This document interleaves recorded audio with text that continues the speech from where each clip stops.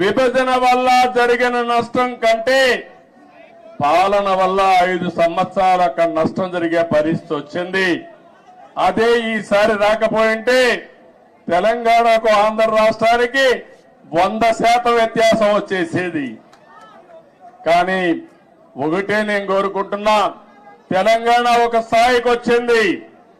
దేశంలోనే మీరు ఒక్కసారి ఆలోచిస్తే హైయెస్ట్ పర్ క్యాపిటా ఇన్కమ్ ఉండే రాష్ట్రం తెలంగాణ రాష్ట్రం. పెద్ద రాష్ట్రాల్లో ఏదైతే ఈరోజు నేను ఒకటే ఆశిస్తున్నాను, తెలంగాణ ఒక మంచి బేస్ వచ్చింది. దీన్ని నెక్స్ట్ లెవెల్ కు తీసుకుపోవడానికి ఇక్కడ పాలకులకు అవకాశం ఉంది.